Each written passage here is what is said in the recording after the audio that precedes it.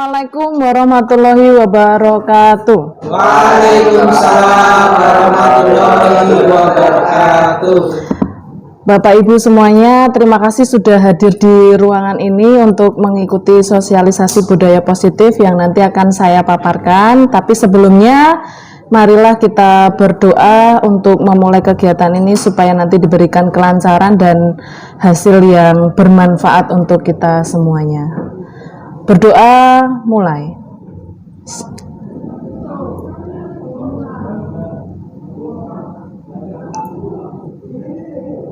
Berdoa selesai. Baik, terima kasih Bapak Ibu semuanya. Semoga kita semuanya dalam keadaan sehat. Ada yang sakit Bapak Ibu? Alhamdulillah sehat ya. Oke. Mohon waktunya nanti dalam 1 jam ke depan saya akan memaparkan tentang materi ini. Namun apabila Bapak Ibu semuanya memang ada agenda yang perlu nanti untuk mendesak, bisa untuk izin keluar, tidak apa-apa. Baik, saya akan mulai. Nanti saya akan memaparkan tentang budaya positif yang itu nanti dari siswa, warga sekolah maupun dari lingkungan sekolah seperti itu. Tapi sebelumnya kita mari beres breaking dulu ya Bapak Ibu. Boleh minta tolong untuk berdiri? Iya bisa. Kita berolahraga Bapak Ibu. Karena gurunya lanjut. Ada. Nah.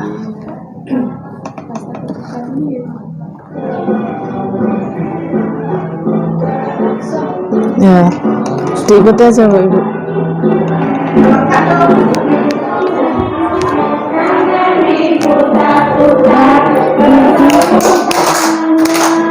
Tangan diputar-putar, meganglah bahu.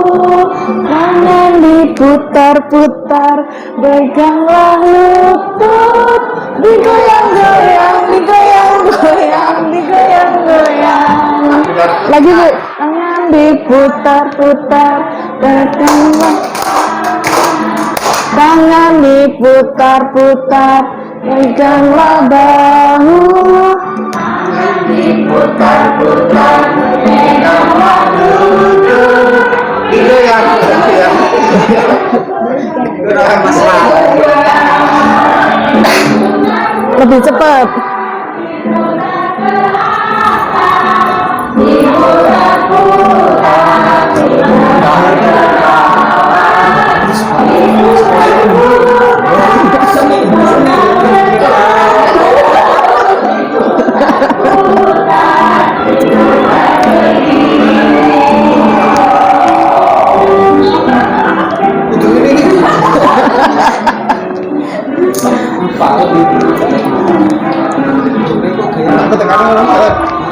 Ini bapaknya juga guru.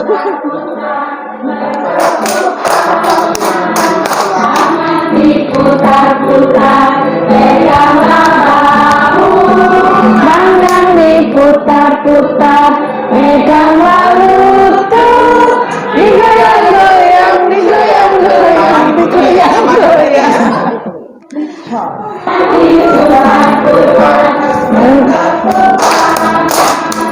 Tangan diputar-putar, peganglah bahu. Tangan diputar-putar, peganglah lutut. Digoyang-goyang, diputar-putar, diputar ke atas, diputar-putar, diputar ke bawah, diputar-putar, diputar ke kanan, diputar-putar, diputar ke kiri. Dah.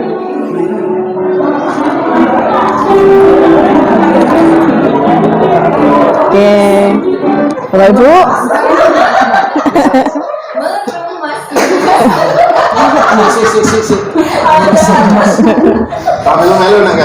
Oke. Gimana Bapak Ibu perasaannya setelah melakukan senam pagi? Ya, Saya pun juga terkesan dengan senam ini, jadi saya selalu putar-putar, semoga yang lainnya nanti bisa mengikuti begitu. Oke, Bapak Ibu, marilah kita kita mulai. Nah, karena saya dalam rangka untuk menyebarkan pemahaman dan penerapan pengalaman budaya positif yang sebelumnya saya pernah lakukan, saya simulasikan kepada siswa ya. Pada saat itu ada 2 siswa yang melakukan kesalahan yang berbeda, kemudian saya rekam, nanti saya tunjukkan untuk contohnya satu saja seperti itu.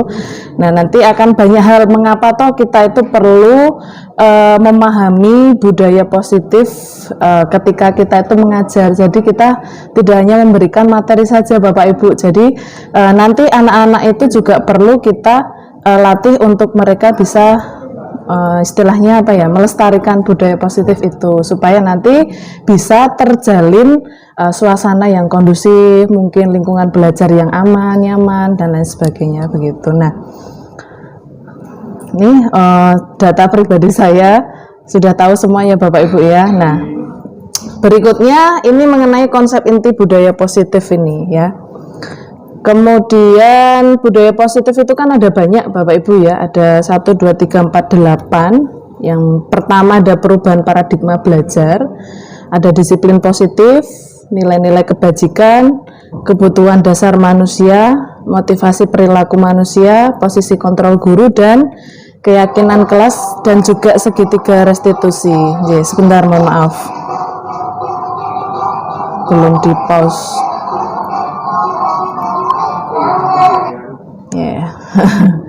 Mohon maaf. Nah, nanti kita akan bedah semuanya dari ke-8 budaya positif tersebut. Nah, oke, kita akan mengetahui dulu mengenai perubahan paradigma baru tentang pembelajaran ya.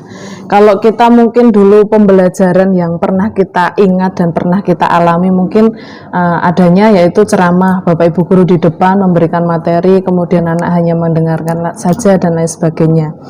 Nah, untuk kali ini itu pembelajaran pada paradigma baru merupakan pembelajaran yang dirancang berdasarkan kebutuhan murid. Nah, mungkin kalau Bapak Ibu tidak asing dengan pembelajaran berdiferensiasi ya. Kemudian sehingga para murid belajar sesuai kebutuhannya dan sesuai dengan tahap perkembangan menurut teori psikologi untuk mewujudkan profil pelajar Pancasila. Ya, barangkali nanti ini juga bisa disambungkan dengan materi Bapak Ibu yang mengajar di kegiatan P5 begitu. Nah, profil pelajar Pancasila itu ada 6 ya Bapak Ibu ya. Yang pertama itu ada beriman, bertakwa kepada Tuhan Yang Maha Esa, dan apa Bapak Ibu? Berakhlak mulia, ya betul. Kemudian yang kedua ada berkebinekaan global, ada bergotong royong, kreatif, bernalar kritis, dan mandiri. Ada 6 ya Bapak Ibu. Nah, ini saya di dalam kelas sekarang mulai untuk mengajarkan kepada anak-anak untuk mengingat kembali profil pelajar Pancasila itu apa saja, sehingga setiap kali mereka berada di pembelajaran saya, dia ingat, oh saya itu berarti harus mandiri ya kalau mau menunjukkan profil pelajar Pancasila seperti itu. Kemudian ketika sholat zuhur berjamaah itu sekarang sudah tidak harus paksa ya, dipaksa harus keluar dan lain sebagainya. Seharusnya anak itu sudah mulai untuk sadar. Nah, nanti kita bahas ke belakang, nanti ada teorinya Bapak Ibu. Nah, ini ada miskonsepsi tentang teori kontrol. Nah, kalau yang pertama dulu kita ilusi guru mengontrol murid ya, ini seharusnya murid tapi nggak kelihatan. Ilusi guru mengontrol murid. Nah, kalau zaman yang kita alami itu kan guru itu yang ngatur muridnya, kok kudu ngene, kamu harus begini, dan lain sebagainya. Kemudian yang kedua ada ilusi bahwa semua penguatan positif, efektif dan bermanfaat. Apakah benar? Atau mungkin anak bisa jadi belajar dari kesalahan, bukan hanya dari sesuatu hal yang positif saja, seperti itu. Kemudian ilusi bahwa kritik dan membuat rasa bersalah mampu menumbuhkan karakter siswa. Itu benar atau enggak nanti kira-kira. Kemudian ilusi bahwa orang dewasa berhak memaksa. Apakah kita itu berhak toh untuk memaksa anak supaya dia itu nilainya 100 kayak gitu. Nah, ini ada teori untuk mengubah paradigma stimulus respon menjadi teori kontrol. Stimulus respon misalnya realitas atau kebutuhan kita sama, padahal sebenarnya kebutuhan kita itu berbeda-beda gitu. Kebutuhan guru, oh mungkin guru pengennya dia menilai anak-anaknya nilainya supaya bagus semua gitu. Cuman kalau kita melihat keadaan siswa itu dia minatnya di mana toh dan lain sebagainya. Mungkin barangkali dia pintar di matematikanya saja, dia bisa diandalkan dalam hal matematika, tapi bahasa tidak dan lain sebagainya. Kemudian ada semua orang melihat hal yang sama, padahal setiap orang itu memiliki gambaran yang berbeda-beda begitu. Kita mencoba mengubah orang agar berpandangan sama dengan kita. Nah, kita ganti dengan kita berusaha memahami pandangan orang lain tentang dunia gitu. Lalu perilaku buruk dilihat sebagai suatu kesalahan. Nah, kalau di dalam teori kontrol semua perilaku itu memiliki tujuan. Nah, tinggal kita itu dari mana cara pandangnya begitu. Kemudian orang lain bisa mengontrol saya, hanya Anda yang bisa mengontrol diri Anda gitu. Jadi kadang kita kayak kudu seperti ini dan lain sebagainya. Padahal sebenarnya kita yang harus ternyata itu mereka itu berbeda seperti itu. Kalau dalam teori seperti ini Bapak Ibu, saya bisa mengontrol orang lain. Tadi sudah pemaksaan ada pada saat bujukan gagal. Kalau misalnya kita sudah mengajak siswa tapi siswanya tetap ngeyel, bersikukuh dengan pendiriannya, pada akhirnya kan kita ya sudah, kamu kalau misalnya nggak mengerjakan ya sudah, saya tidak menilai. Atau mungkin kalau kamu misalnya mau melakukan itu ya sudah, kamu keluar dari kelas, seperti itu. Ini hanya contoh saja Bapak Ibu. Kemudian mungkin dalam teori kontrol kita bisa berkolaborasi dan konsensus menciptakan pilihan-pilihan baru. Kamu maunya gimana dan lain sebagainya. Model berpikir menang atau kalah. Nah, model berpikir menang dan menang itu. Menang dan menang itu ya berarti bagaimana kita bisa menunjukkan kelebihan diri kita masing-masing. Nah, ini kita masuk ke disiplin positif. Kalau dari paradigma tersebut, Bapak Ibu ada yang ditanyakan atau tidak, atau sudah oke, paham gitu? Kita lanjutkan enggak apa-apa ya? Nah, ini masih ada 32 slide soalnya. Oke, disiplin positif ini tujuannya adalah menanamkan motivasi yang ketiga pada murid-murid kita, yaitu menjadi orang yang mereka inginkan dan menghargai diri sendiri dengan nilai-nilai yang mereka percaya. Ketika murid-murid kita memiliki motivasi tersebut, mereka telah memiliki motivasi intrinsik yang berdampak jangka panjang. Jadi sebenarnya kalau yang saya pelajari sampai dengan saat ini, itu tidak ada yang bisa mengalahkan motivasi intrinsik. Ya, kadang motivasi ekstrinsik yang berupa diberi hadiah dan lain sebagainya itu hanya bertahan sebentar. Gitu. Kemudian motivasi yang tidak akan terpengaruh pada adanya hukuman atau hadiah. Jadi kalau sudah kita punya motivasi intrinsik itu, mau itu diberi imbalan, mau itu diberi hadiah atau dihukum, dia sudah tidak peduli. Nah, bagaimana nanti kita menumbuhkan itu menjadi hal-hal yang positif begitu Bapak Ibu. Mereka akan tetap berperilaku baik dan berlandaskan nilai-nilai kebajikan karena mereka ingin menjadi orang yang menjunjung tinggi nilai-nilai yang mereka hargai atau mencapai suatu tujuan yang mulia. Nah, ini misalnya nilai-nilai kebajikan, nilai yang disepakati bersama lepas dari suku, bangsa, agama, bahasa maupun latar belakangnya. Contoh nilai kebajikan institusi atau organisasi, misalnya kayak tadi profil pelajar Pancasila. Kemudian ada Ibu Primary Years Program atau YPY, itu yang isinya ya nilai-nilai yang positif juga, misalnya saling menghargai, kemudian jujur, disiplin, tolong menolong, seperti itu. Dan keterampilan hidup atau life skill yang biasanya kita temukan juga dalam kehidupan kita sehari-hari secara tidak sadar begitu. Nah, tapi saya akan memperdalam lagi mengenai profil pelajar Pancasila. Ya, tadi yang sudah disebutkan oleh Bapak Ibu ya, Ada 6 profil pelajar Pancasila yang di dalamnya itu mengandung banyak sekali hal-hal yang positif gitu. Dan ini juga membuat anak-anak supaya dia menjadi orang yang lebih baik lagi dan lebih baik lagi.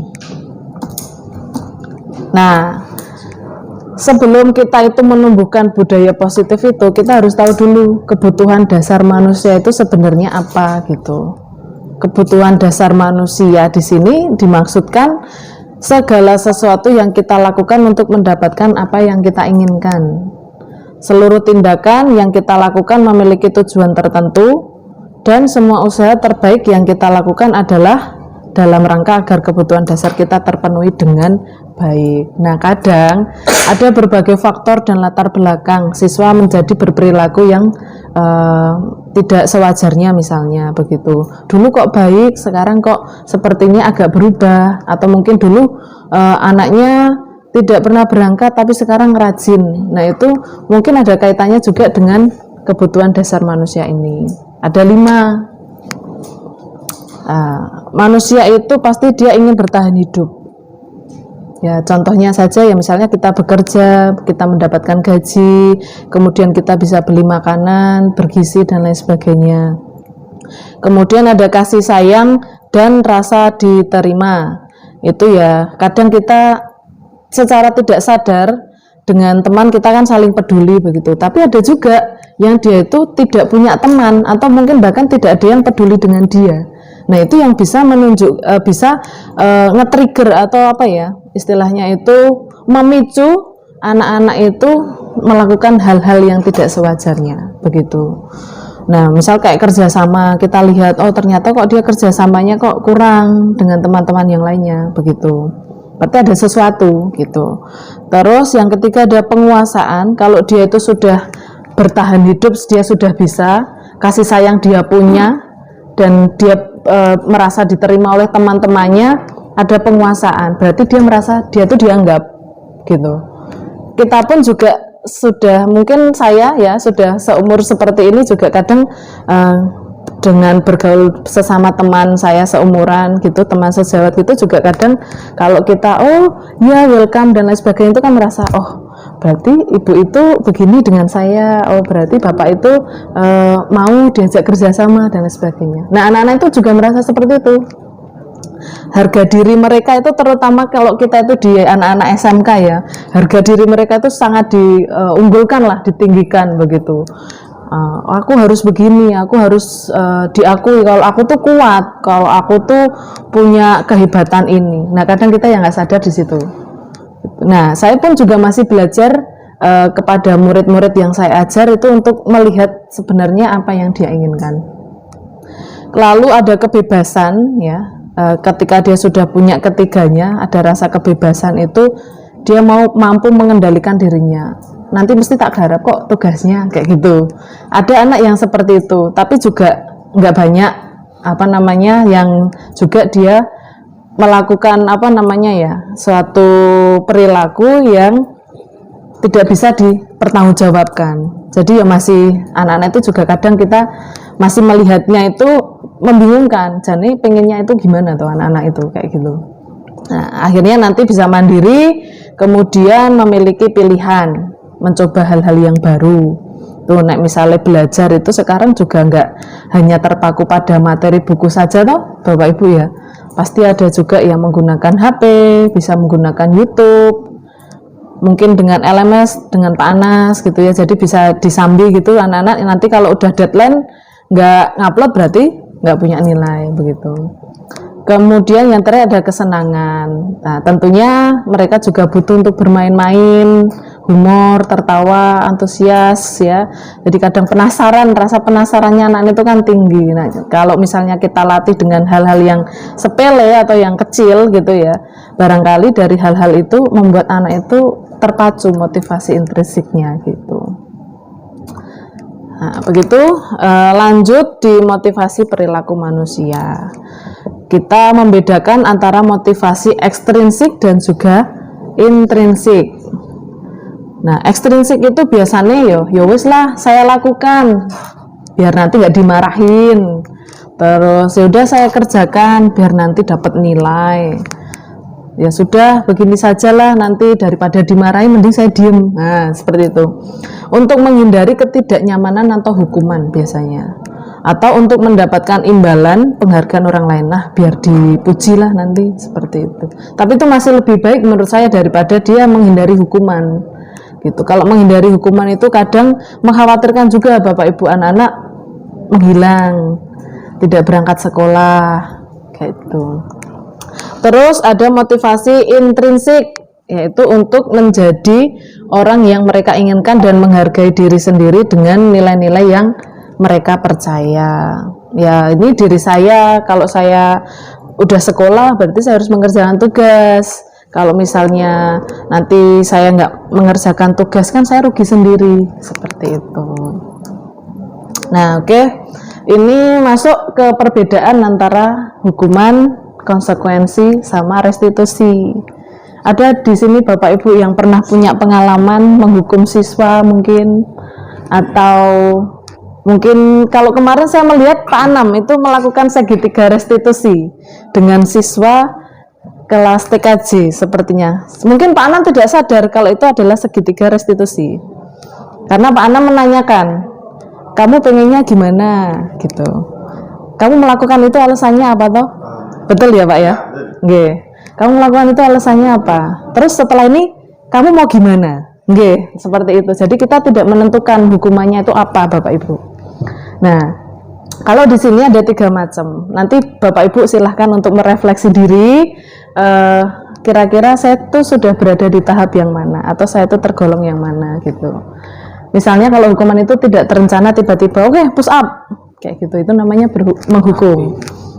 Kemudian ada murid tidak tahu apa yang terjadi atau tidak terlibat, tapi kamu tadi mainan HP kan, kayak gitu. Nah, itu sering juga membuat siswa itu merasa saya itu tidak melakukan, tapi saya dituduh.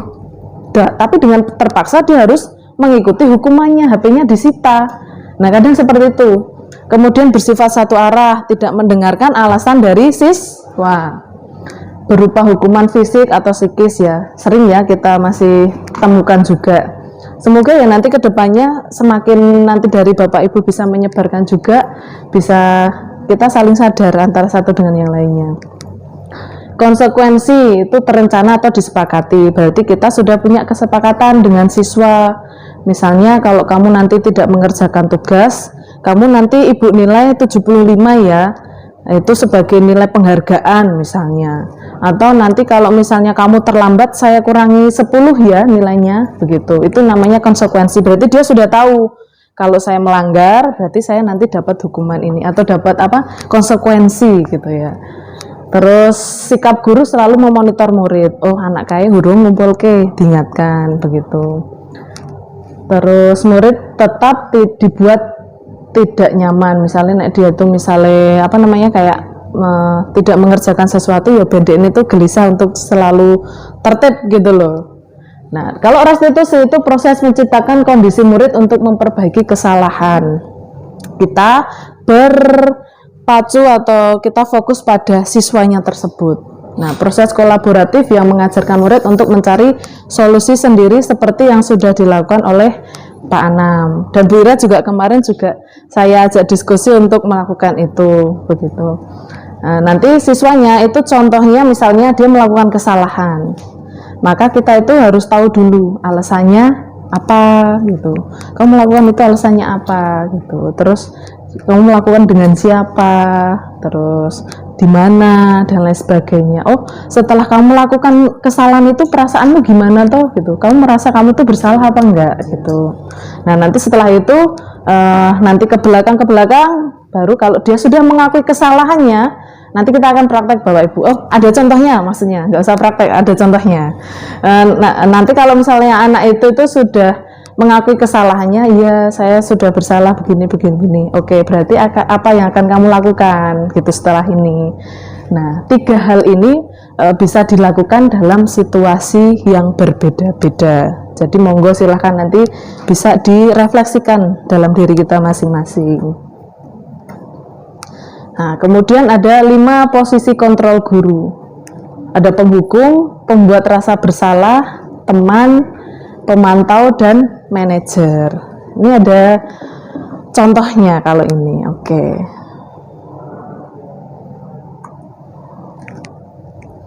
Contoh penerapan posisi kontrol guru.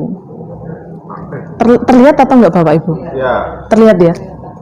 terlihat penghukumnya. Penghukum. Iya. Iya. Penghukum hormat bendera selama 1 jam. Kan itu tidak tertuliskan dalam peraturan ya Bapak Ibu ya. Tetapi anak ada yang dihukum seperti itu. Ini mungkin tidak terjadi di sekolah kita. Saya hanya mengambil contoh biar terlihat jelas begitu. Kalau pembuat rasa bersalah, berapa kali saya tuh Bu Guru itu harus mengingatkan kamu supaya kamu tuh tahu kalau kamu tuh begini itu salah begitu ya. Jadi selalu mengecewakan dan lain sebagainya. Bapak Ibu guru tuh kecewa sama kamu. Itu membuat dia tuh merasa bersalah. Tapi ini masuk dalam posisi kontrol guru gitu. Itu ya Bapak Ibu. Ada yang mau ditanyakan atau mungkin pernah juga melewati fase ini? Pernah nggih? Ya. Nah, ini mohon maaf ya kalau tidak terlihat, cuman kalau di sini agak jelas. Kemudian kita bisa juga menjadi sebagai teman. Ayo dong, kamu tuh nolongin Bu Anin misalnya kayak gitu. Kalau di situ kan contohnya ayo dong ikuti aturan sekolah, tolong bantu Bapak Ibu guru. Sekali ini aja gitu ya, dan mungkin nanti jangan sampai itu terulang lagi kayak gitu. Jadi kita melakukan persuasif atau mengajak anak itu supaya dia itu mau mengikuti apa yang kita inginkan. Kemudian ada pemantau. Nah, pemantau di sini itu ke arahnya itu adalah kamu sudah melanggar peraturan sekolah, kemudian kamu tahu konsekuensinya enggak. Anak itu kan biasanya berargumen begini dan lain sebagainya. Terus nanti kita akhirnya menengahi.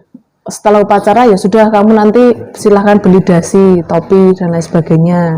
Jangan diulangi lagi ya, kayak gitu. Itu sebagai pemantau. Berarti kita melihat anak itu, oh dia sekarang melanggar mungkin ya, tapi nanti dia setelah ini dia seharusnya nggak melanggar karena dia sudah punya atributnya begitu. Nah, kita ke posisi yang terakhir, itu adalah manajer. Apakah kamu tahu kesalahanmu? Kira-kira bagaimana kamu memperbaiki kesalahanmu? Kalau sudah ya sudah gitu. Anak misalnya sudah menjawab konsekuensinya apa, ya sudah begitu. Nah ini di posisi manajer. Jadi ada 5 Bapak Ibu. Ada yang mau menyebutkan tadi apa saja? Penghukum. Pembuat rasa bersalah, nggih. Penghukum, manajer, pembuat salah, teman, nggih. Teman juga termasuk. Nah, oke, begitu Bapak Ibu. Kita bisa memilih salah satunya. Nggih, ada 5 ya. Ada penghukum, pembuat rasa bersalah, teman, pemantau sama manajer. Tapi dengan catatan pembuat rasa bersalah itu kita tidak harus ngejudge anak atau mengata-ngatai anak ya. Jadi yang penting kayak misalnya Pak Duharef ki can ngono kuwi. Nah, misalnya kayak gitu ya.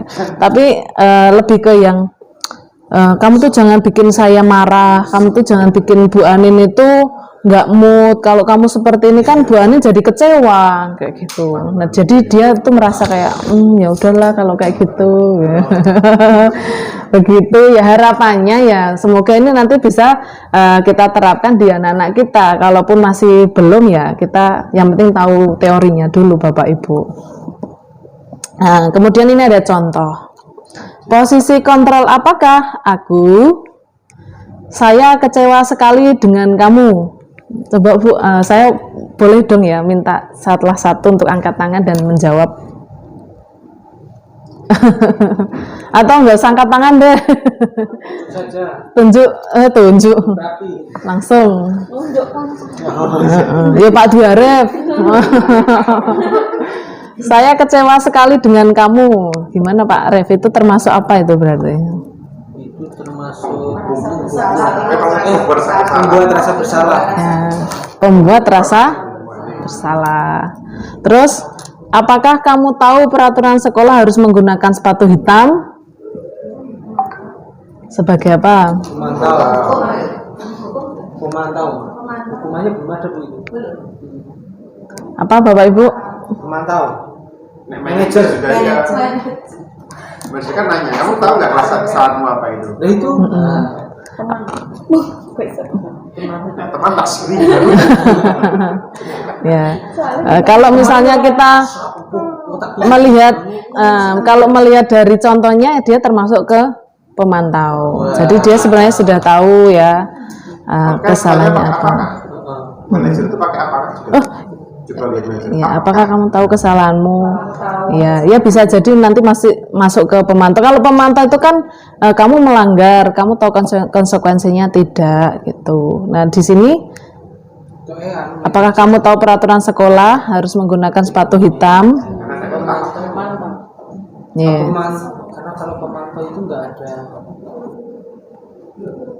Apa-apa? Kalau pemantau itu kan berarti kita mengingatkan ke siswa. Nah, itu. Kamu tahu nggak kalau peraturannya itu sepatu hitam gitu. Karena kemarin saya menjawab manajer salah Bapak Ibu.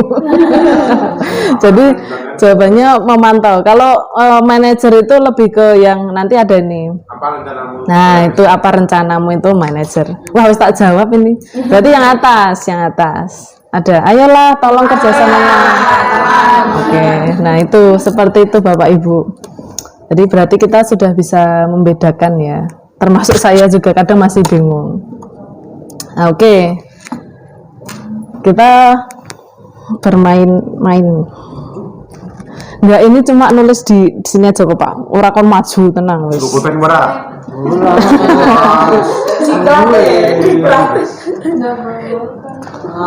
biasanya mungkin orang gue pulpen. Pulpen saya itu hotel Pak. Oh, iso Aston dia. Oh iya, dia Aston. Kenapa aku? Berarti hukuman fisik itu diperbolehkan atau tidak sebenarnya? Kalau hukuman fisik itu 3 macam itu. nggih, tergantung suasana. Tergantung keadaan muridnya itu seperti apa, Bu. Oh, tak cukup lu. Tapi kalau misalnya sudah ada restitusi, mending menggunakan restitusi. Duh, banyak sekali. Rapopo kok nek salah nulis. Ini warnanya Warnanya apa? Ora sih. Iki tak naiping. Senang. Itu ditempelkan di meja masing-masing aja. pengen anak wedok. Ya, tak doake amin. Ya barengan, Pak. Maksudnya ki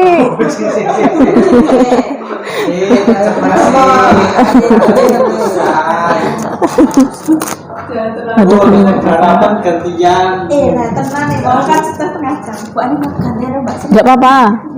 Kan garap belum kan? Ada beberapa juga punya Mas Kon garap. Oh, boleh, enggak apa-apa, Bu. Ini tuh enggak mengerjakan soal kok. saya mau permen dulu. Oh ya. Boleh. Ayo keluarkan ini sana. Iya dong. Salih nanti enggak ini salah tulis. Iya, 3 warna. Sok sibuk garap, sok sibuk banget. Hidupin? Enggak. Kamu pulpen. Ya Allah punya juga. Nggak jadi gampang, sangat dikit. 1 2 3 1 2. Ngobrol kalau Thomas. Nggak apa-apa, nanti kalau misalnya salah tulis biar saya nggak harus ngasih lagi. Jadinya hamil mul-mul. Paham ya, Pak Jarif yang mau. Peraturan nomor 11 dulu baca dulu. Kan kaki ganti.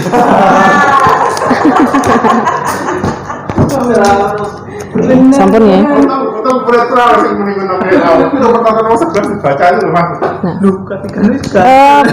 Bapak Ibu yang warna pink itu silakan dituliskan kesepakatan kelas yang akan dibuat. Katanya nggak ada kesepakatan, keyakinan. kesepakatan kelas. Jadi ini kita akan belajar alur. Yang pertama ketika Bapak Ibu guru mau masuk di dalam kelas itu kan kita akan membuat peraturan ya biasanya ya, nggak boleh ini, nggak boleh ini. Nah, silakan yang warna pink ini dituliskan kesepakatan kelas yang akan dibuat, boleh lebih dari satu, yaitu ada saya bagikan 3. Silakan ditulis. Satu kesepakatan Satu kesepakatan 1 lembar. Ulangi Bu Anin, Pak. Nggih, yang warna pink itu dituliskan kesepakatan kelas atau mungkin peraturan yang akan dibuat di dalam kelas itu. Satu kertas, satu nilai, satu peraturan aja. Satu kertas, satu peraturan. Bebas ya? Bebas, nggih, monggo. Ada Bu, nek buku kan nomor berapa? Sak bukunya nomor berapa? Nah. Jangan tuh pas kelas kayak kemarin ada buku kosong sama ada pulpennya. Nggih. Setiap satu ini satu. Boleh ngisi 3, 2 boleh.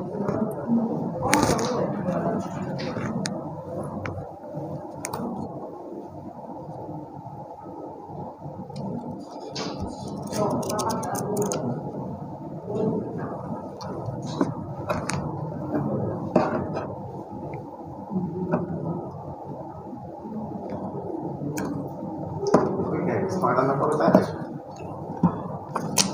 Oh, boleh mengerjakan berkas sambil mengerjakan.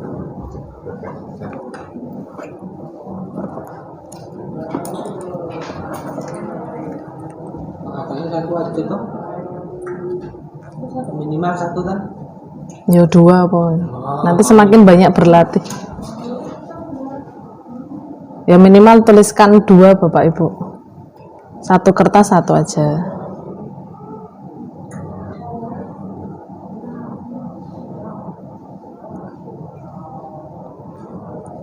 Kemarin saya praktekkan ke anak-anak itu banyak yang jangan rame kayak gitu-gitu. Padahal ya tetap rame.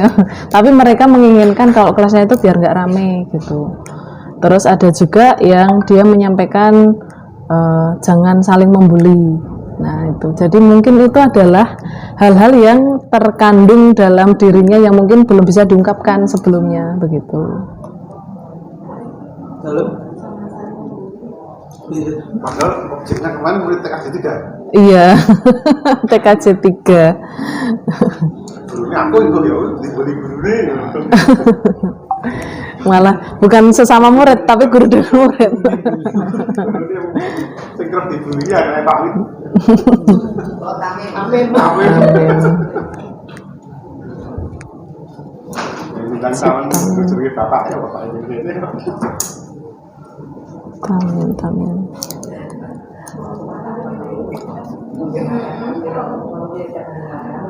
Tapi jelas ini tuh boleh coba aja jadinya diminta.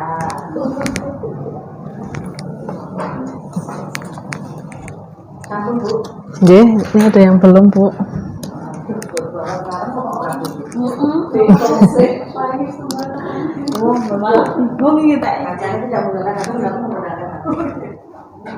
Boleh telak-telakan Bapak Ibu.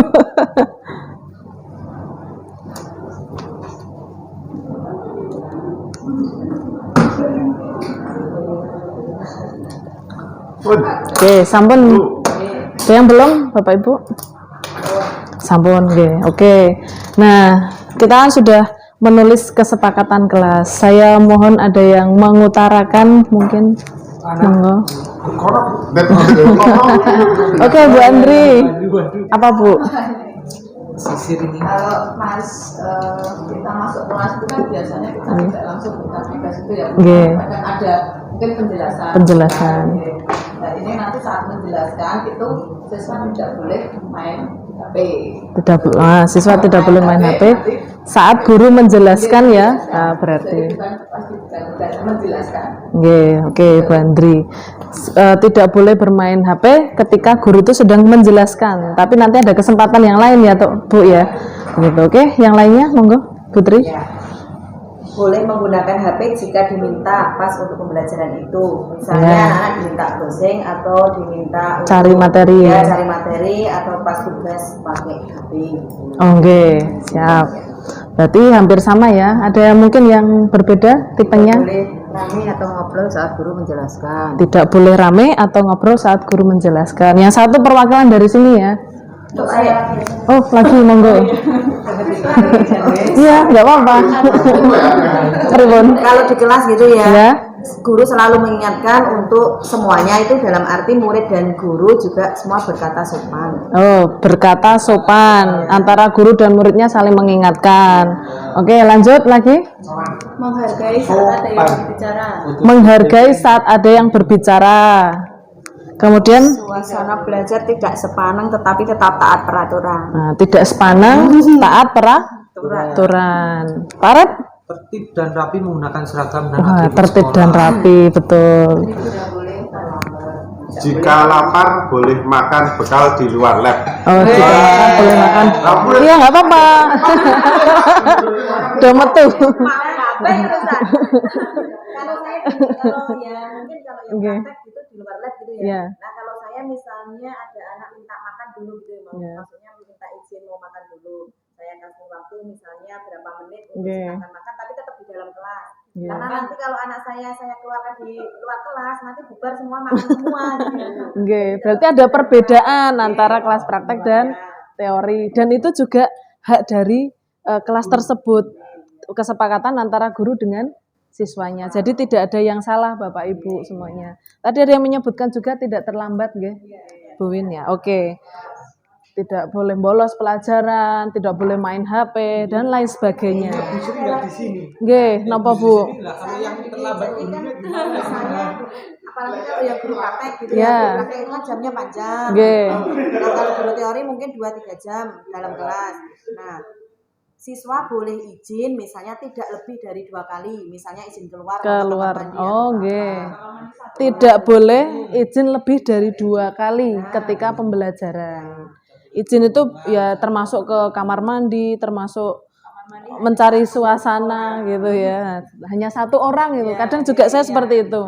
Satu dulu nanti gantian yang lainnya seperti itu. Ah, betul. Oke. Nah, kesepakatan kelas ini dibuat antara guru dengan siswanya ya. Dan itu nanti akan disepakati oleh kelas tersebut. Jadi silahkan misalnya nanti siswa diajak, kamu pengennya gimana kelasnya itu semuanya kita tampung dulu Bapak Ibu. Jadi nanti dari apa yang diungkapkan oleh anak-anak itu barangkali memang itu ya yang dia inginkan di kelas tersebut kayak gitu.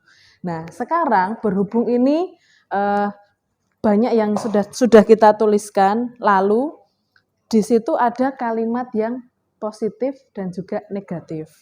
Nah, kalimat positif itu misalnya tadi seperti menghargai antar teman dan guru, saling mengingatkan, Jeh Putri seperti itu. Nah, yang kalimat negatifnya itu adalah tidak boleh terlambat, tidak boleh bermain HP. Bapak Ibu saya minta tolong ya nanti yang kalimat negatif tersebut dirubah menjadi kalimat yang positif di lembar warna kuning. Nah, kalau nggak ada yang negatif ya nggak apa-apa, nggak usah dirubah Pak. Yang negatif Saya saja. sudah pakai positifnya loh, menggunakan HP jika diminta. Ya, jika diminta. Tidak bukan tidak. Ya, Tidak gitu. ya, betul. Terus boleh izin, betul. tidak lebih, boleh kan gitu berarti. Boleh izin, Boleh izin. tidak lebih dari. Oh gitu ya, Berarti boleh. boleh. Di kertas kuning. Yang negatif saja Bu. Kalau yang sudah positif ya sudah tidak usah dirubah.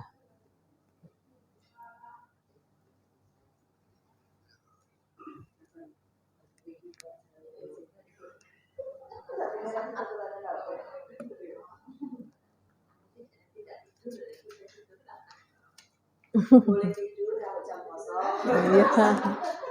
Boleh tidur. Boleh tidur. Lebih kayak yang misalnya disiplin. Nah, disiplin waktu. Misalnya saatnya tidur ya tidur, saatnya istirahat begitu. Atau saatnya rampung ya harusnya rampung gitu. Kalau misalnya itu memang bisa diterapkan di kelas itu secara utuh ya Bapak Ibu. Misal kita sudah buat kesepakatan untuk disiplin waktu.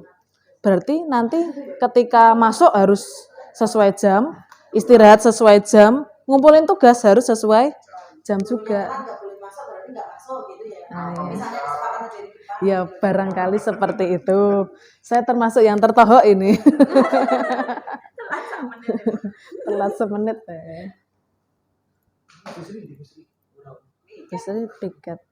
Mboten sios gantian to, Bu. Soalnya Gusti ngerti bari kon garap lho, ngono kira. Tiket wae bari kon garap ngono kira. Dengan wae. Mungkin kita cepi wong sado Bali ngono iki. Kon gawe kalimat negatif kalau kalimat positif. Delok ngono kan negatif ra ini. Gawe-gawe berarti nek wis positif rasa Lah negatif kabeh. Semalam tadi menyenangkan. Terlambat Iki jadi salah iki. tertib. Tidak boleh menggunakan handphone. Oh, Nah, itu diganti. Menggunakan handphone sesuai jika sesuai kebutuhan. hanya saat berpuasa. boleh makan. Saat lapar. Saat lapar. Ya terus ruangannya adem ngomong ini masuk angin dah. Iki wis saat pembelajaran. Oke, kita masih menunggu satu peserta. Oh ini Pak Darep. Bahasanya masalahnya kompleks. Ya, harus dengan tata bahasa yang baik dan benar. Handphone. Makanya buat itu wis rampung. Lah berarti ini bar detik wis rampung loh, Pak. Tadi pikir sebelum sabun. Oke. Nah, sampun ya Bapak Ibu semuanya. Ada yang mau mengungkapkan yang kalimat negatifnya tadi menjadi positif? Satu atau dua orang saja. Nggih, Bu Retna. Tidak menggunakan HP selama pelajaran. Ya. Lalu? Menggunakan HP setelah selesai pelajaran. Nah, oke. Kita sebenarnya kadang-kadang hanya Oh, nggih, betul. Berarti saat pelajaran nggak boleh ya. Lanjut, Bu. jika terlambat masuk kelas minta izin ke BK. Diganti siswa tertib masuk kelas sesuai jadwal pelajaran. Oh iya, oke, Terus siap-siap. suasana belajar tidak sepanem menjadi suasana belajar menyenangkan. Menyenangkan. Nah, seperti itu Bapak Ibu. Pak Darep mungkin tadi mau menyampaikan satu saja. Murid itu. Orang tuan. Kartunya di mana gitu. Tadi saat pembelajaran tidak boleh menggunakan handphone. Terus positifnya dibikin positif boleh menggunakan handphone jika dibutuhkan saat pembelajaran. Jika dibutuhkan. Oke, nah itu suatu langkah juga ya memasuki tahap kedua, yaitu kita pertama membuat kesepakatan ke siswa seperti itu, lalu kita mengubah kalimatnya menjadi kalimat positif. Kenapa kok dadak diubah gitu ya? Peraturan itu ya nggak boleh itu juga sekarang banyak tuh yang masih digunakan gitu ya. Karena kita itu menginginkan anak kita itu selalu mengingat hal-hal yang baik. Nggih. Jadi kalau misalnya kita itu tidak boleh terlambat, sing dieling-eling itu orang terlambatnya yang diingat. Tapi kalau datang tepat waktu, tepat waktu. Terima kasih. Terima kasih. Ya, oke. Nah, seperti itu. Jadi ada maksudnya ya Bapak Ibu, kenapa kok kita harus selalu memberikan anaknya itu hal-hal yang positif. Supaya yang dia ingat itu adalah hal-hal yang positif. Terakhir itu adalah menggunakan yang hijau. Itu kan kita sudah belajar profil pelajar Pancasila nggih wau nggih. Nah, dari yang ditulis Bapak Ibu di situ itu sebutkan nilai Pancasilanya apa aja. Nilai pelajar profil pelajar Pancasilanya apa. Ada bertakwa dan beriman kepada Tuhan Yang Maha Esa, mandiri, kreatif, berkebinekaan global, terus ada bernalar kritis. Terus satu lagi tadi itu. Atau selain kalau misalnya nggak ada yang masuk, berikanlah nilai positif, boleh. Nilai positif yang berada di contoh lain tadi. Ada disiplin, terus tertib, jujur, adil. Nah, adil mboten Pak? Alhamdulillah. Jika lapar boleh makan bekal di luar lab itu Berarti disiplin bisa. Nggih. Mau ketemu Kak Anam bisa. Bisa. Buat.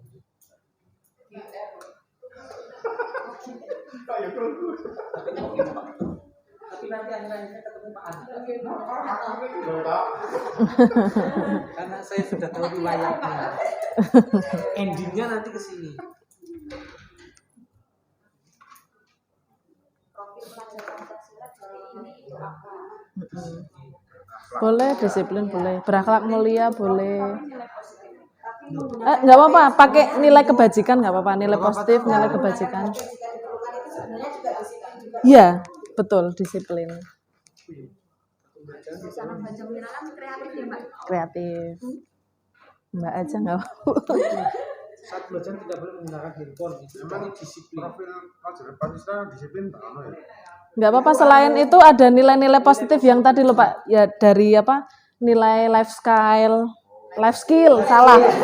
Mohon maaf. Aku harus boleh gantian.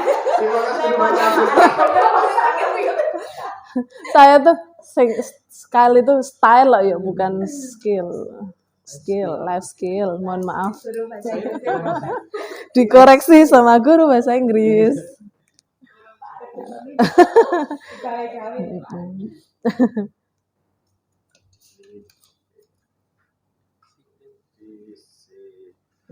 Oke.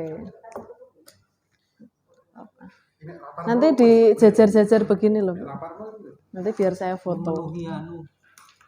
Memenuhi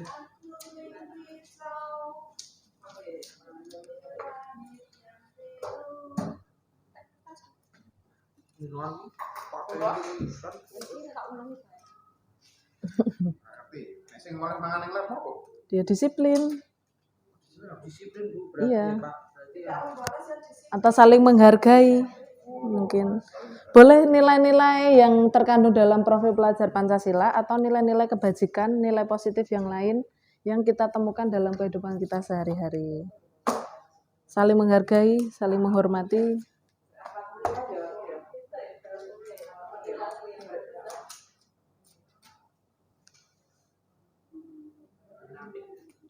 Yuh.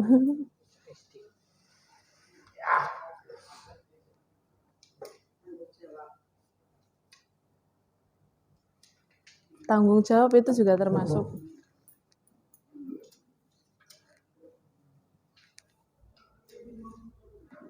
Saat milenial itu masih di area SMK Muka itu juga masih di area SMK Muka kelas 1. Sampun Bapak Ibu?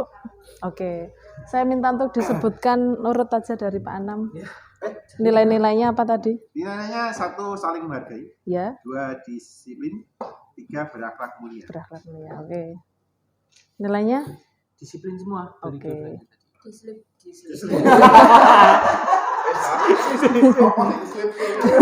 Kreatif. Disiplin dan kreatif. Bu Ika? Disiplin tertib Ya, disiplin tertib, Ya, disiplin. disiplin, Disiplin disiplin. Ya, Bu Andri?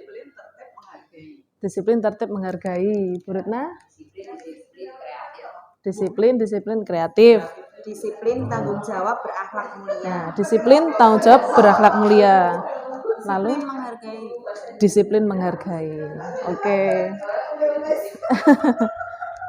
Oke. Terima kasih Bapak Ibu semuanya sudah menuliskan dan ikut berlatih untuk membuat nilai-nilai yang terkandung dalam kesepakatan kelas. Nah, kenapa kok misalnya kita harus sampai mengkonversikan sampai ke nilai-nilainya? Karena ternyata dalam kehidupan kita sehari-hari, terutama pada saat kita mengajar itu ada nilai-nilai yang terkandung yang sebenarnya sudah kita ajarkan ke siswa kita.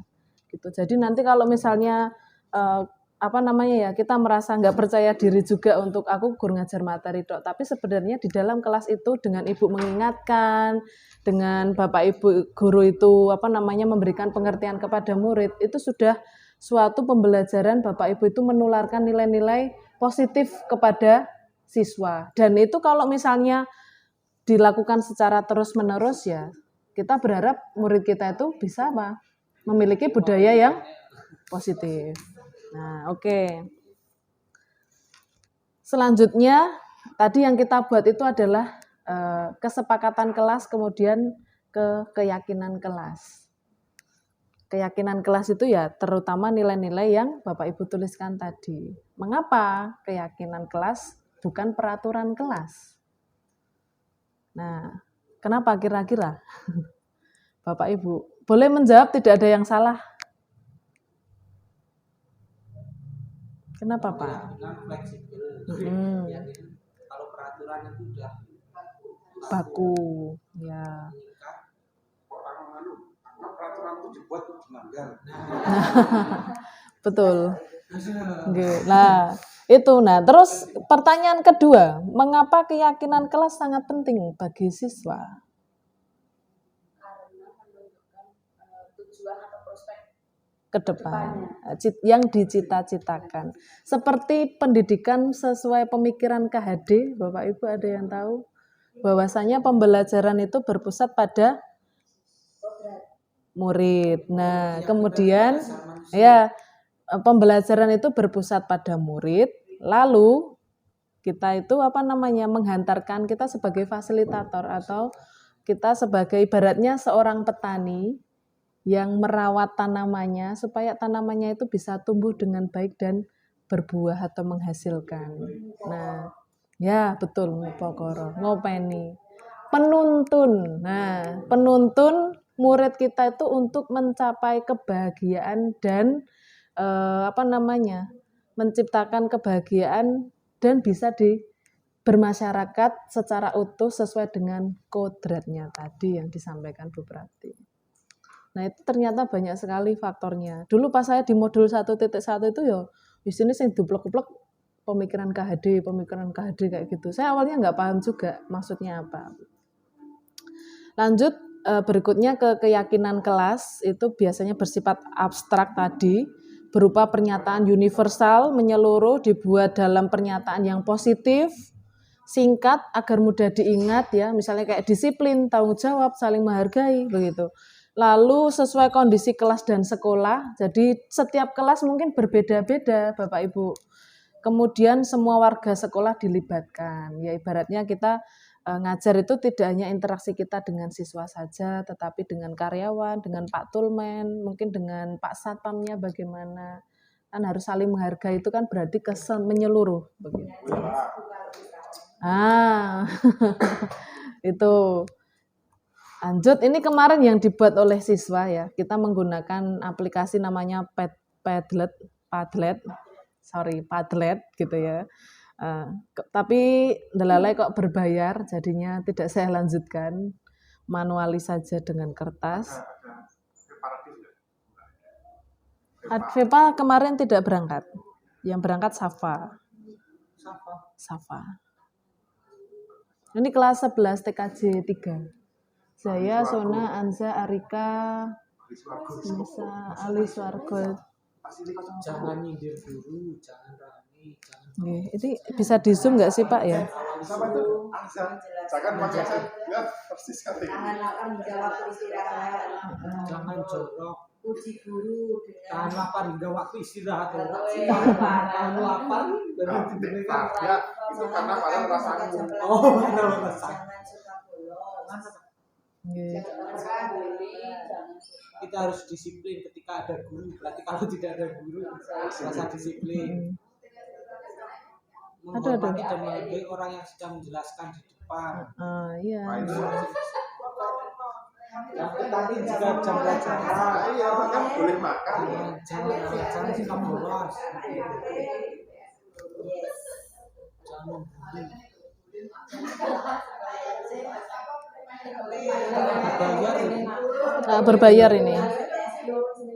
Walaupun sudah pakai akun belajar, tapi kalau siswa malah free forever kalau siswa. Tapi Pakai siswa email itu pakai biasa. akun Biasa. biasa. Kok bisa ya orang mendetek itu? Jadi ada 3 pilihan. Jangan adminnya baperan. yang bayar dan Mm-mm. Gitu. Oh iya, siswanya gratis. Ini dengan yang buat Nah, roomnya saya yang buat, soalnya saya yang buat, nggih. Mereka gratis. Kurang rum. Ini kemarin cuma promonya itu 3, terus kita dapat kuotanya per bulan. Gitu. Jadi per bulan nanti kita ada kesempatan lagi untuk bikin Padlet lagi berapa kali kayak gitu. Kalau nggak mau bayar misalnya. Oke, lanjut ke segitiga restitusi yang sudah kemarin dilakukan oleh Pak Anam sebagai contohnya. Tapi itu kemarin itu bukan murid saya gitu. Itu Iya. anak kelas 1 loh, saya nggak ngajar kelas. Coba bisa diceritakan pengalamannya, Pak. Oh, waktu itu tuh ada anak kelas 1 ya. Ya, gitu lah. Siswa kita terus manggil guru Nggih, dari Bu, bawah matur itu nuwun. dengan teriak. Tapi sebenarnya bukan guru-guru muda. Jadi kan karena mbak-mbaknya mungkin cantik toh, dia itu manggil itu dari bawah, terus tak panggil. Ini mas, saya ke saya tanya ini kayak gitu. Terus akhirnya hukumannya itu minta maaf sama gurunya. Jadi udah paling berat tuh, paling Iya. saya ajak bareng ke sana, ketemu sama PPL-nya. Terus dia ngomong, Mbak saya mau minta maaf, Bu saya mau minta maaf, kata dia pakai. Udah mas, Nggih. satu TKJ yang sekarang pakai. Waduh, berarti anak saya ini. Paling. Ngajari Nggih. Nggih. Nggih. Wah, ini farmasi cepat banget ini. Nah, selanjutnya kita masuk ke tahapan terakhir yaitu segitiga restitusi. Suatu proses dialog yang dijalankan oleh guru agar dapat menghasilkan murid yang mandiri dan bertanggung jawab. Nah, ini contohnya segitiga restitusi itu langkah pertamanya itu adalah validasi tindakan yang salah. Kemudian menstabilkan identitas lalu menanyakan keyakinan. Ini contoh, ada suatu kasus, mau difoto dulu Bu. Ini agak PowerPoint-nya agak ini soalnya dari Canva ya. Jadi agak ora tertata. Nah, ini contohnya misalnya ada suatu kasus ya, di mana di dalamnya itu ada Ibu Santi yang tidak bisa berangkat sekolah karena ada suatu halangan kemudian digantikan oleh guru lain. Nah, lalu ada siswa yang ternyata tidak terima kalau misalnya gurunya itu diganti pada saat itu gitu. Nah, caranya menstabilkan identitas dulu di sini. Keesokan harinya Ibu Santi memanggil Vivi dan Natali serta menanyakan tentang laporannya Bu Eni yang tadi merasa terganggu dengan kelas tersebut karena seperti tidak bisa dikendalikan, nggih. Jadi tidak bisa dikendalikan, rame, tidak mau mengerjakan tugas begitu. Nah, kemudian Ibu Santi menanyakan apakah mereka bersedia melakukan memperbaiki kesalahan yang ada gitu. Kira-kira anaknya itu diajak berkoordinasi itu mau atau enggak dulu gitu. Kemudian langkah berikutnya validasi tindakan yang salah. Nah, Ibu Santi menanggapi bahwa tindakan itu boleh saja dilakukan bila mereka sungguh-sungguh ingin minta maaf. Ya wes rapopo, tapi kamu harus minta maaf begitu. Apakah kamu mau minta maaf? Nah, Bu Santi menanyakan kembali apa yang mereka bisa lakukan untuk menggantikan rasa tidak dihormati tersebut. Yang penting dia merasa dek niki salah dulu, kemudian gelem minta maaf. Nah, ya tahu salahnya apa, terus dia mengakui yo kui salah, kemudian dia mau juga untuk bersungguh-sungguh meminta maaf dan memperbaiki semuanya. Lalu di langkah terakhir itu menanyakan keyakinan. Melanjutkan kembali apa yang akan mereka lakukan untuk memperbaiki masalah. Apakah ada gagasan? Jadi anak dibuat untuk mereka mencari solusinya sendiri. Apa yang ingin kamu lakukan toh tadi sudah ditanya. Oh, berarti setelah itu kita yakinkan lagi, menanyakan keyakinan. Oh, dengan seperti itu kamu punya ide begini, kamu bisa melakukan itu apa enggak dan lain sebagainya. Ini salah satu contoh saja Bapak Ibu. Lalu menstabilkan identitas itu tadi pengertiannya ya. Kalau tadi contohnya ini pengertiannya. Langkah pertama menstabilkan identitas berdasarkan prinsip membuat kesalahan adalah bagian dari proses pembelajaran. Jadi ya nggak apa-apa, anak itu nek pernah salah itu nggak apa-apa. Itu proses pembelajaran. Karena kan kita tidak bisa atau mengontrol dia selama 24 jam. Nah, yang kita lakukan kepada anak tersebut itu adalah berbuat salah itu wajar. Tidak ada manusia yang sempurna. Ibu guru juga pernah melakukan kesalahan itu misalnya begitu. Lalu ada juga ibu guru tidak mencari siapa yang salah dan benar. Kita cari solusinya bersama. Kamu boleh merasa begitu, misalnya kayak gitu. Nah, nanti mungkin Bapak Ibu semua itu punya bahasa sendiri atau punya ide atau gagasan sendiri untuk bagaimana bisa memfasilitasi murid tersebut. Oke. Terus validasi tindakan yang salah. Berdasarkan prinsip, setiap perilaku berupaya memenuhi suatu kebutuhan tertentu. Kamu pasti punya alasan mengapa melakukan itu. Kemudian mungkin kamu bisa melakukan yang lebih buruk dari ini, tapi kamu ternyata nggak melakukan. Berarti kamu udah jauh lebih baik nih, kayak gitu. Maksudnya seperti itu. Terus kamu melakukan karena memperhatikan sesuatu yang penting bagimu. Mungkin kamu pada saat itu pengen menyelamatkan harga dirimu, atau kamu tidak ingin dibully oleh temanmu, begitu. Itu contoh di validasi tindakan yang salah. Lalu yang terakhir menanyakan keyakinan berdasarkan prinsip teori kontrol bahwa pada dasarnya kita termotivasi secara intrinsik. Diingatkan lagi apa keyakinan kelas kita yang sudah kita buat dari awal tadi. Nah, nilai-nilainya yang sudah disepakati tadi apa? Misalnya saling menghargai, disiplin, nah terus tadi ada juga tertib begitu. Kira-kira kamu tertib apa enggak gitu. Nah, lalu yang terakhir kamu ingin menjadi orang yang seperti apa? Nek misalnya kamu tuh seperti ini, kamu pengen jadi apa? Nah, itu mungkin ini adalah materi yang terakhir, kemudian nanti akan ada contoh dari yang pernah saya lakukan, walaupun ini tidak sempurna, ya saya juga merasanya masih kurang gitu, masih perlu banyak belajar. Itu ini ada seorang siswa, ini hidup nggak ya? Power on. Ini ada seorang siswa.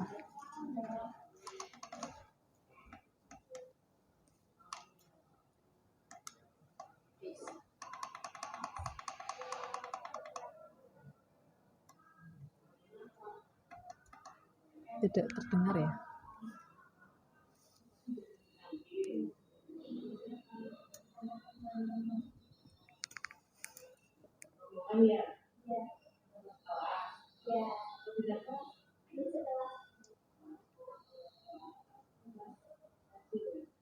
Nggak terdengar ya?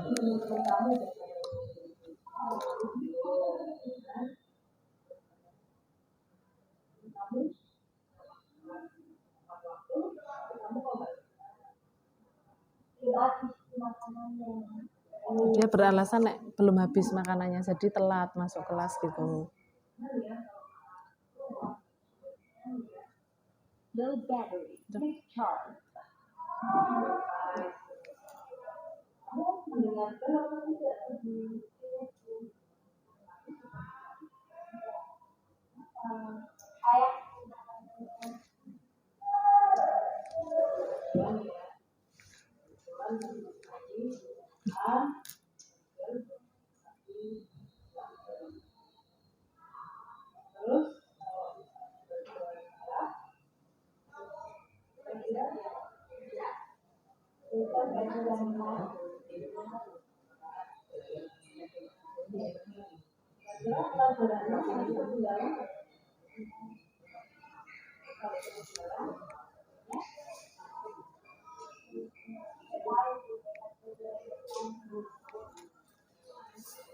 Iya, nggak bisa.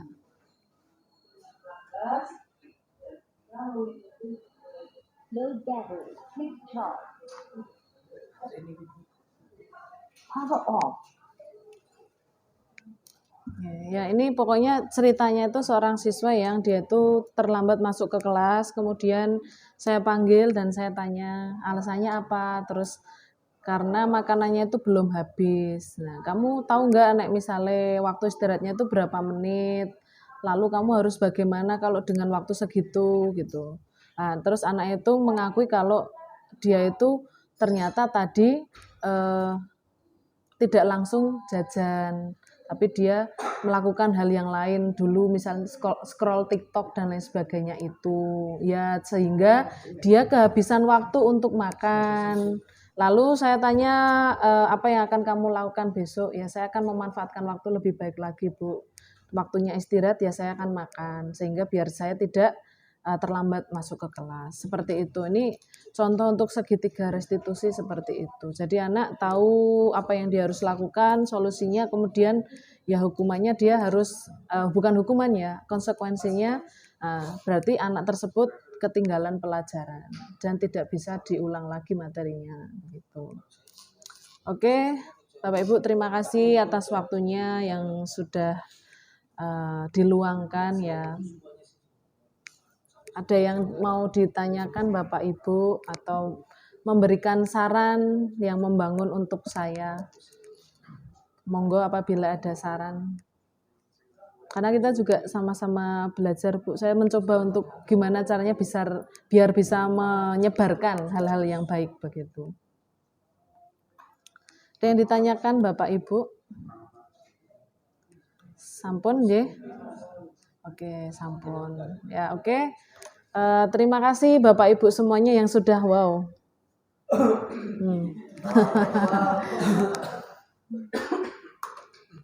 Terima kasih Bapak Ibu yang sudah meluangkan waktunya ya. Nanti semoga dengan apa yang saya sampaikan ini bisa bermanfaat bagi Bapak Ibu semuanya. Kalaupun ada hal-hal yang tidak baik, saya mohon untuk silakan untuk dihilangkan, dan saya mohon maaf apabila mengganggu waktu Bapak Ibu semuanya. Saya cuma berharap suatu waktu nanti saya bisa bergantian untuk membantu Bapak Ibu juga di sini. Kalaupun ada hal yang kurang berkenan, saya mohon maaf, monggo minumnya bisa diambil nggih, karena saya sudah pesan ini kepada Pak Ma'ruf kemarin nggih. Terima kasih Bapak Ibu, saya tutup nggih dengan berdoa, mengucap hamdalah bersama-sama. Alhamdulillah. Assalamualaikum warahmatullahi wabarakatuh.